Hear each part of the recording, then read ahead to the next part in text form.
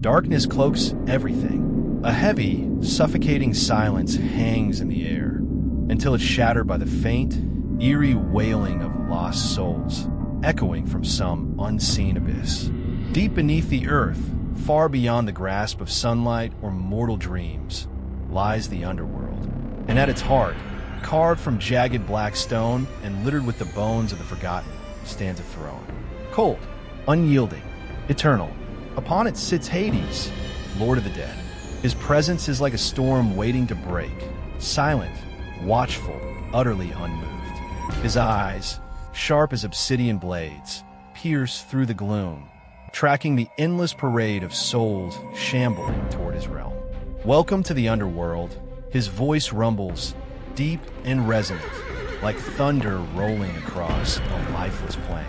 Your fate has already been decided. There's no turning back now. The air grows colder. The shadows twist and writhe as if alive. This is no place for hope, no sanctuary for the living. This is Hades' domain, and here he reigns supreme. The gods, they've woven themselves into the fabric of history, their names whispered in awe, fear, or reverence. From towering Olympus to the depths of the Nile, their myths and legends have shaped cultures, sparked wars, and inspired countless tales. But how well do we really know them? If you're drawn to the raw power, the enigma, the untold stories of the divine, then you've found your place. Welcome to a God Circle, a journey through the realms of gods and legends, where we peel back the layers of time to uncover the truth behind the immortals. Subscribe now and step into a world where the divine and the mortal collide. Because the stories of the gods, they're far from over. They're just waiting for you to listen. The journey begins at the edge of the river Styx, a vast, ink-black expanse of water that stretches into eternity. Its surface is still, almost mirror-like, but beneath it, you can sense the restless churn of trapped souls, their faint cries bubbling up like whispers from a nightmare. This is no ordinary river. It's a boundary, a threshold between life and whatever lies beyond. At the shore stands Charon, the ferryman. Ancient as the earth itself, his skeletal frame is draped in a tattered cloak, his face shrouded beneath a hood so dark it swallows the light. His bony hand extends, palm up, waiting. Payment is non-negotiable. A single coin, the obol, placed upon the tongue or clutched in the hands of the dead by those who buried them. No coin, no pasi. Just an eternity of wandering these desolate shores, clawing at the dirt, begging for a mercy that will never come. The boat creaks as it slides into the water, cutting through the Styx's glassy surface. The screams of the damned grow louder now, rising from the depths. Those poor souls who couldn't pay, forever trapped beneath the waves, their hands scraping at the hull as the boat glides past. You can almost feel their desperation, their cold fingers brushing against the wood, a haunting reminder of what awaits those who defy the rules of this place. Ahead, the far shore looms into view, shrouded in mist. And there, rising from the haze, is the gate to the underworld, tall, wrought from iron and bone, its jagged edges gleaming faintly in the dim light.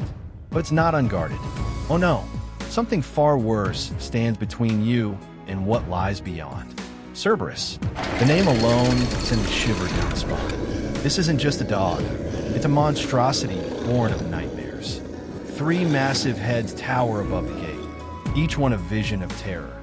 The first snarls, its jagged fangs dripping with venomous saliva that hisses as it hits the ground. The second snaps its jaws, licking blood-stained teeth with a tongue as red as fresh slaughter. The third, it just stares, unblinking. Its molten fire eyes bore into your soul, peeling away every secret, every fear, until you feel utterly exposed. His growl rumbles through the earth, a low, bone-shaking sound that makes the air itself tremble. His matted fur reeks of decay, and his claws, each one the size of a man's arm, dig into the stone as he paces, sniffing the air for intruders. This is no mere beast. This is Cerberus, Hades' loyal hound, the guardian of the gate. No one passes without his approval or his master's command. from the shadows beyond. Hades' voice cuts through the tension like a blade. Let them in if they deserve to enter. Cerberus pauses, his head's tilting as if weighing your worth. The gate creaks, but doesn't open yet.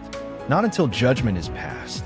Beyond the gate lies the heart of the underworld, a cavernous expanse where the air hums with the weight of eternity. Here, the souls of the dead shuffle forward, their faces pale and hollow, awaiting their final verdict. 3 figures stand in judgment, the judges of the underworld, Minos, Rhadamanthus, and Aeacus, each one ancient, each one unyielding, their eyes glowing faintly with the wisdom of ages. Minos, with his stern gaze, weighs the deeds of the soul. Rhadamanthus, calm but unrelenting, measures their virtues. Aeacus, grim and silent, tallies their sins. Together, they decide where each soul will spend eternity. But they're not alone. High above them, seated on his throne of black stone and skulls, Hades watches. His presence looms large, a shadow that blankets the entire chamber. He doesn't interfere. Usually, the judges have their roles. But every now and then, his piercing gaze locks onto his soul, and you can feel the air shift. His word is final. For the righteous, the gates of Elysium creak open.